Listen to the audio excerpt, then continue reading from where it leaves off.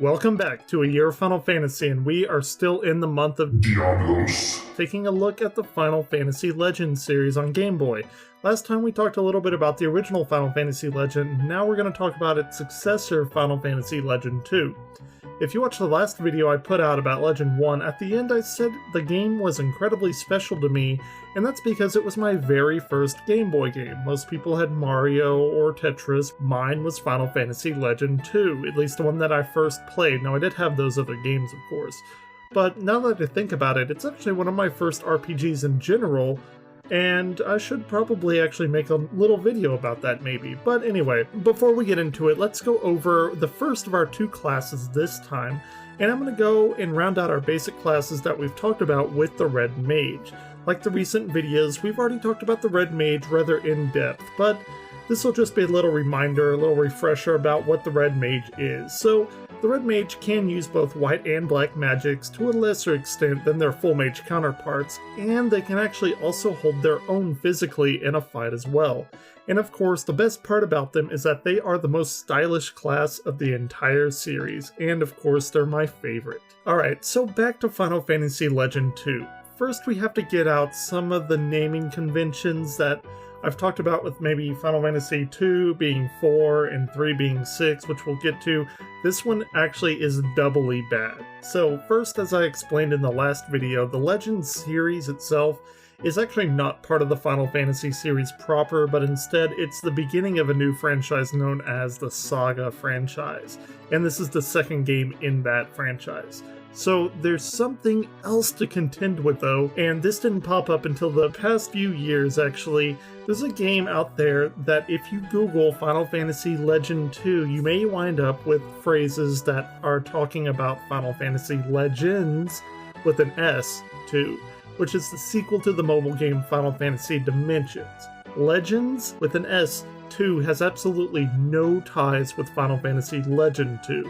This is probably one of the most confusing naming conventions that they've ever done, and just to show you, I mean, this is a very recent thing, so they still haven't learned their lesson, but that's what we gotta deal with. So we are talking about Final Fantasy Legend 2, not Legends 2, which is a mobile game. Alright, anyway, on to Legend 2.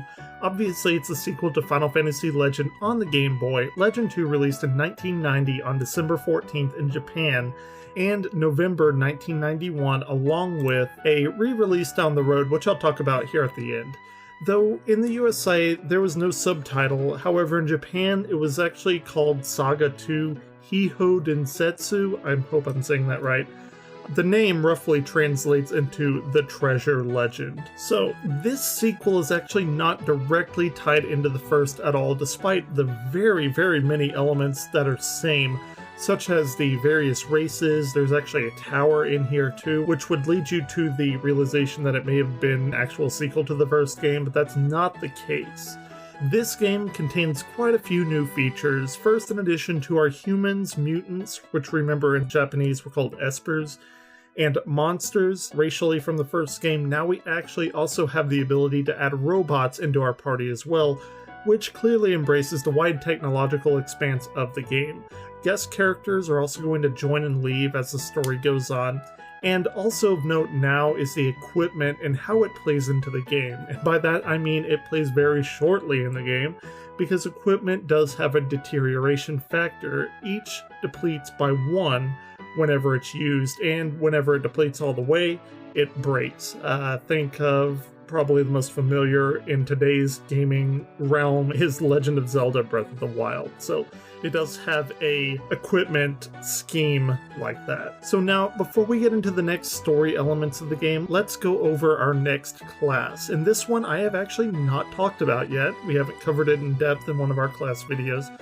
But we're going to be talking about the Blue Mage. So we talked about the Red Mage, now we're talking about the Blue Mage. Blue Mage is similar to the Red Mage in the fact that in most games where they appear, they can usually hold their own in a fight physically, but what sets them apart is instead of casting magics like black or white or whatever, they actually can learn enemy abilities and use them on their own, which is totally awesome. And we'll definitely go into the Blue Mage much more whenever we get to a particular class video.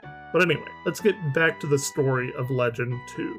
So I'm not going to touch a lot on the story, but there is some depth to it, I feel, and let's just read the opening. Magi, the symbol of great power, the legacy of the ancient gods who made this world.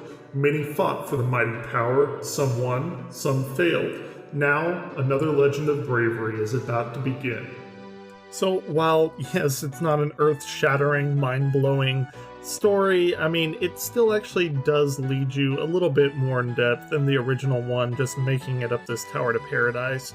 And I'll explain just a little bit about the story, and there's actually a really poignant, I guess, story about my life and how I thought this game actually fit into this series, which I'll go into in a little bit. But anyway, some of the same things that we have in this game compared to the first one, like I mentioned, is the same tower aspect. Instead of trying to find your way to the paradise like I was talking about, we have these things called Magi shards or Magi shards. And basically, long story short, is they can grant godhood when they're put all back together.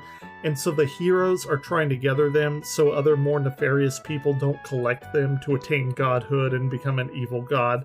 Yeah, I mean, it's not a crazy in-depth story like more recent games, but hey, you know, it's there, and considering it's one of the first RPGs on the Game Boy, it's pretty good, actually. It's pretty good. Obviously, you can definitely feel the same kind of pacing and footsteps of the previous game, but it evolves and improves upon giving you a bit more of a reason to traverse the tower, and it touches a little bit on a collectathon quest, I guess, if you want to call it that. And this was way before the likes of Mario 64 or Banjo-Kazooie or any of that. There are 77 of these Magi shards to be collected, and yeah, you just collect them and, you know, don't let the evil guys become God. Of course, we cannot leave this game without mentioning the great Uematsu and his fantastic soundtrack, as always, which, I mean, at this point is just basically a given. And something else that I need to touch on before we finish this video out that I was just completely unaware of. While I was doing my research here and there appears to have been a DS remake released in Japan only, sadly, with 3D graphics and all, and it's subtitled Saga 2, The Goddess of Destiny, and it actually looks pretty great, and I really wish it would have come out over here with how awesome it looks. Although, you know, I don't want to go into it, but there are ways that you might be able to play this with an English patch, but that's all I'll say about that. Maybe I'll stream that sometime. But anyway, before I leave, I just want to leave you with a little bit of a personal, I don't know, I guess funny story about this game.